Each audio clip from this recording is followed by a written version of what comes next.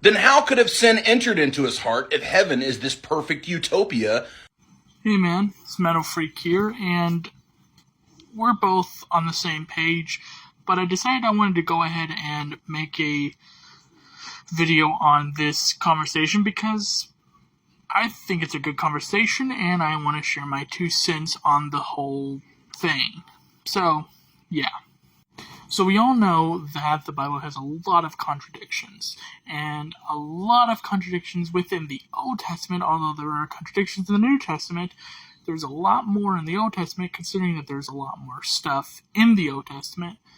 And one of the many contradictions usually take place in the book of Genesis, or kind of around the first couple books in the Bible.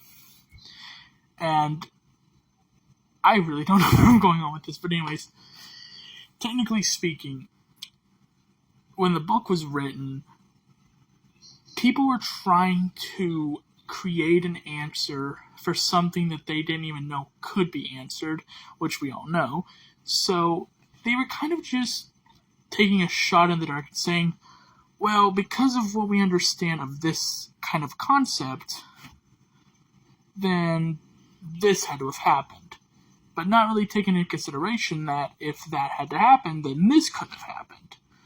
So, them taking the shot in the dark and saying, well, for someone to be angry with an all-loving, all-powerful, there must have been anger and a sin. But then they go on to say that heaven is a sinless place, so how was sin even there?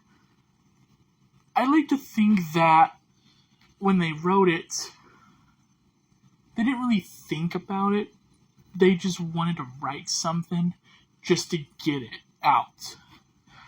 And the fact that they got it out, they didn't have to worry about it.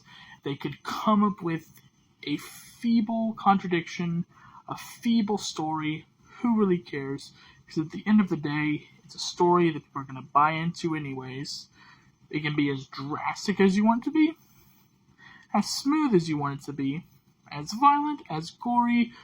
Who really cares? As long as you get people to believe in it, you can make up anything.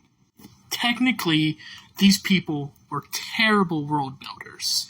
They had a concept, and they had it going in a certain direction, but it wasn't a good direction, or even an understandable direction, so technically, it goes all over the place and has multiple contradictions, and even contradicts its own contradictions.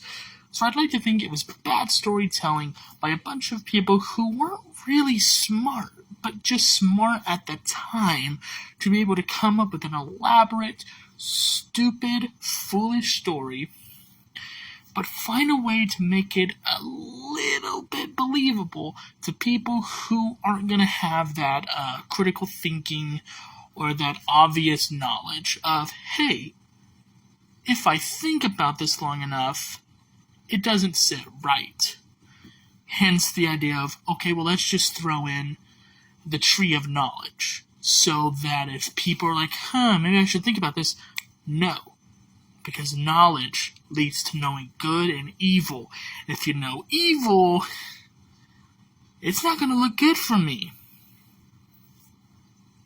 So, that's essentially what I think that's all about. And to be honest, I kind of feel like I'm just stating the obvious because, as I said in the beginning of this video, me and you both are agnostic atheists, or I think we're both agnostic atheists.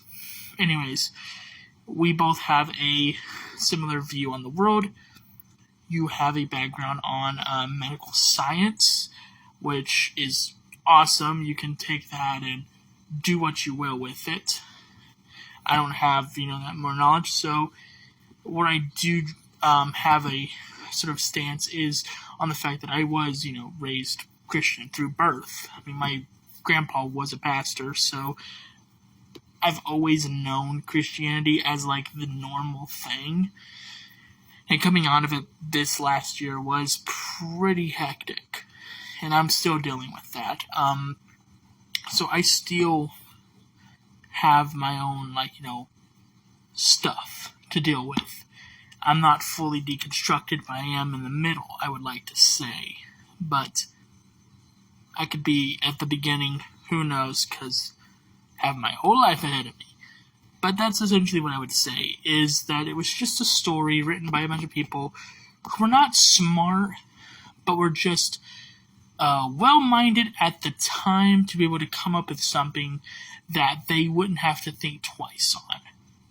Because how dare you think twice? How dare you use critical thinking? So yeah, that's what I would say.